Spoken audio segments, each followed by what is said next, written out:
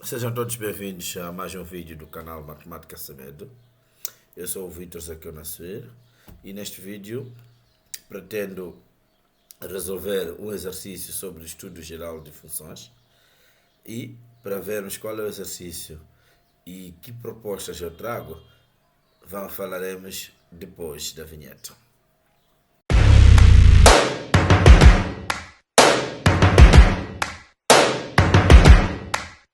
Derivadas.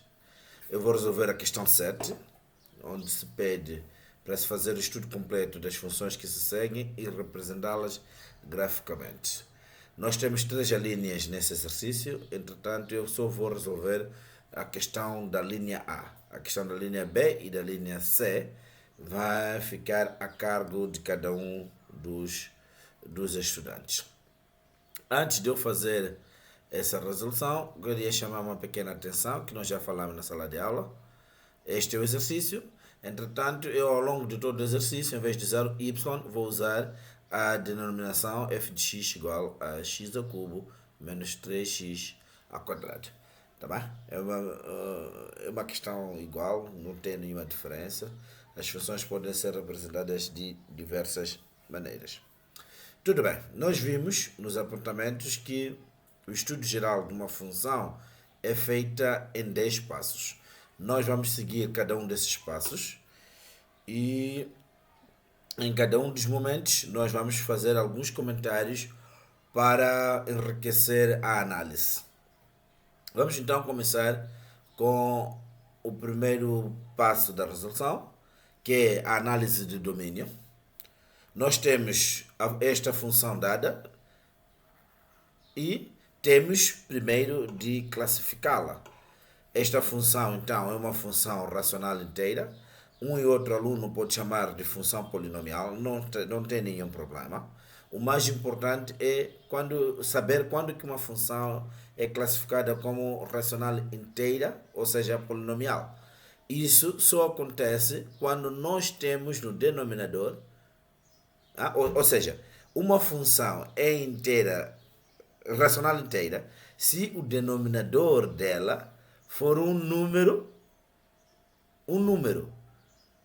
tá bem? Quando não aparece a variável x. Vejam só, a linha A e a linha B, nós vamos ter funções inteiras, porque aqui no denominador nós temos um número e não a variável independente do problema. Enquanto que na linha C, vejam aqui, nós temos no denominador a variável, isto é, uma função x menos 1. Neste caso, esta função da linha C é racional fracionária, enquanto as duas outras são funções racionais inteiras. Tudo bem. Então, sendo uma função racional inteira, o seu domínio é o conjunto de números reais. Isto é, não teremos pontos de restrição de domínio. Não existem pontos ao longo da reta real onde esta função vai ter no denominador o valor zero, quando substituído por um valor concreto de x. Não é possível isso acontecer. Tá bem? Quando isto acontece, então nós dizemos que o domínio é R. O domínio R pode ser escrito na forma menos infinito mais infinito. Eu estou aqui hoje com um colega de profissão e ele chamou a atenção que nós tínhamos que abordar que esse estudo geral de funções não é aplicado apenas para funções de grau maior ou igual a 3. É aplicado para qualquer função, desde que ela não seja linear. Então, é muito bom sublinhar esse aspecto, que até para funções quadráticas nós podemos fazer este estudo geral de funções. Tudo bem. Nós já determinamos o domínio da função. Agora temos que estudar a paridade dessa função.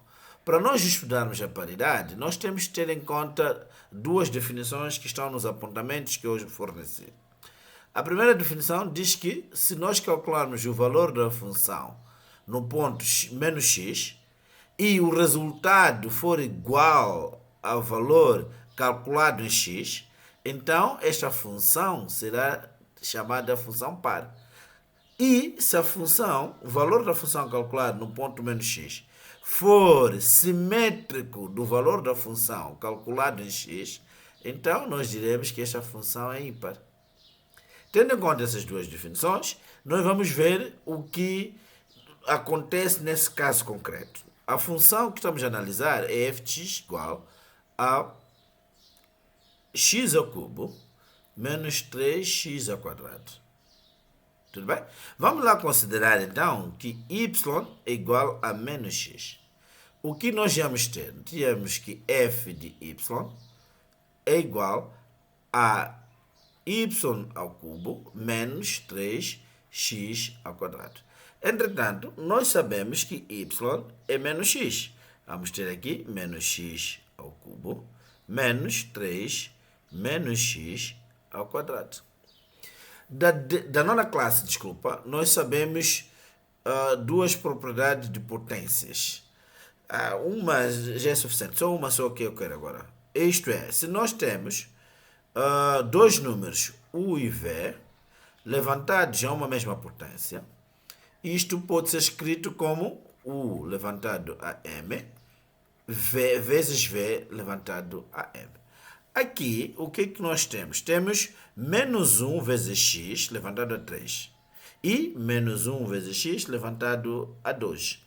Isto pode ser escrito como sendo menos 1 levantado a 3 vezes x levantado a 3 menos 3 vezes menos 1 ao quadrado vezes x ao quadrado. Tudo bem? Menos 1 levantado a 3 dá menos 1 vezes x ao cubo menos 3. Menos 1 levantado a 2 dá 1, então vamos multiplicar por 1. E aqui continua x ao quadrado. Finalmente, podemos reescrever isso como sendo menos x ao cubo menos 3x ao quadrado. Isso, por sua vez, pode ser escrito como sendo menos x ao cubo mais 3x ao quadrado. Vejam que o que nós temos aqui não é a função dada.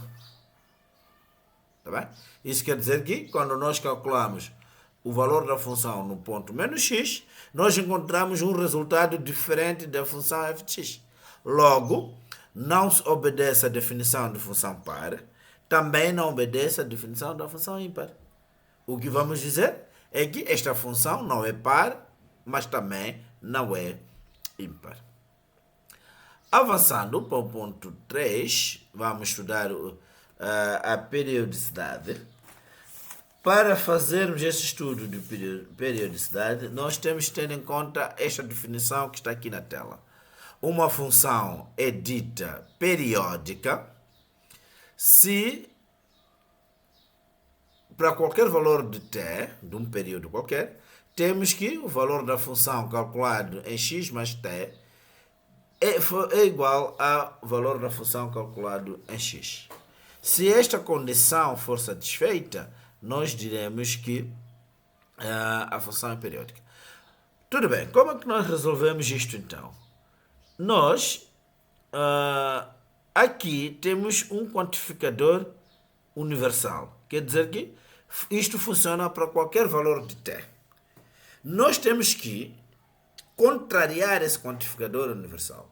Temos que encontrar um ponto, um valor de t, para o qual esta condição não é satisfeita.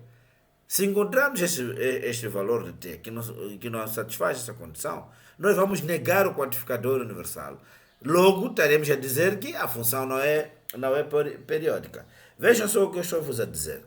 Vamos considerar naquela função, vamos considerar a função f de x igual a x ao cubo menos 3x ao quadrado. O que é que nós queremos fazer? Queremos calcular f de x mais t. Onde temos x, vamos colocar x mais t ao cubo aqui, 3, x mais t ao quadrado. Tá bem? Para determinarmos um valor de t, vamos considerar, por exemplo, que x seja igual a zero. Se x for igual a zero, nós teremos f de 0 mais t, que é mesmo que dizer f de t. Tá bem? Isto vai dar f de t ao cubo menos 3t ao quadrado. Ok? Vamos encontrar uma raiz para esta função agora escrita em função de t. Vamos ter f de t igual a zero. Daí vamos chegar à conclusão que t ao quadrado menos t ao cubo menos 3t ao quadrado igual a zero. Daqui nós podemos escrever isso pela lei como um produto. Teremos t ao quadrado, t menos 3 igual a zero. Pela lei da anulação do produto, teremos t ao quadrado igual a zero ou t menos 3 igual a zero. Daqui nós temos duas respostas possíveis. Esta leva-nos a t igual a zero, enquanto que esta leva-nos a t igual a 3. Ok, voltamos para essa definição. Nós temos aqui que t não pode ser zero. Entretanto, nós temos aqui uma das soluções t igual a zero. Quer dizer que esta aqui não vai ser usada. Não sendo usada, vamos voltar ao nosso problema. Vamos substituir nesta função, esta aqui, nessa expressão aqui, o valor t igual a zero. Igual a 3, desculpa. Vamos ter então f de x mais 3 é igual a x mais 3 ao cubo menos 3x mais 3 ao quadrado.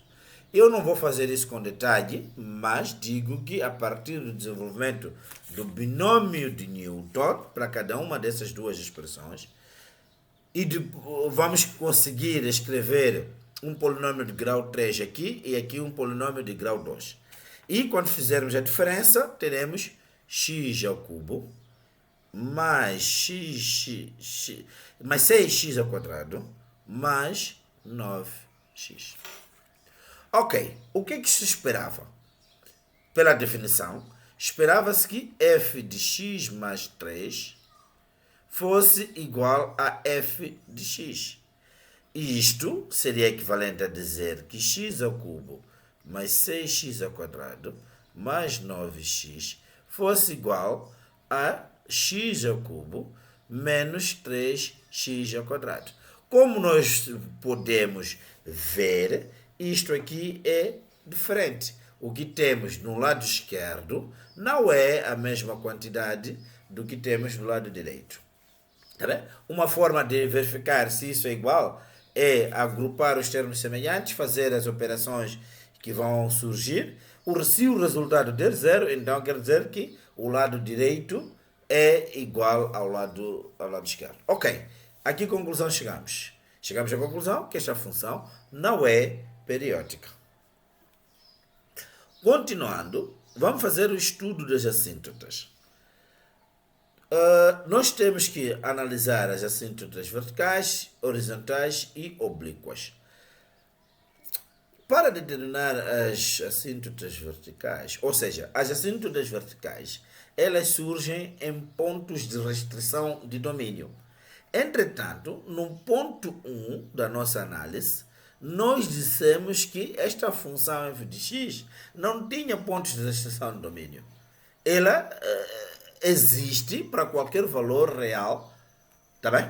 Existindo para qualquer valor real, sublinhado, não tem pontos de restrição. Logo, então, nós diremos que esta função não admite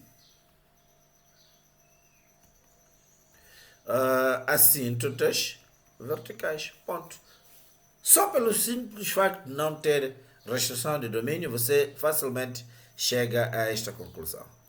Assíntotas horizontais. Estas assíntotas são determinadas a partir do cálculo deste limite aqui. Limite da função quando x tende para mais infinito ou para menos infinito.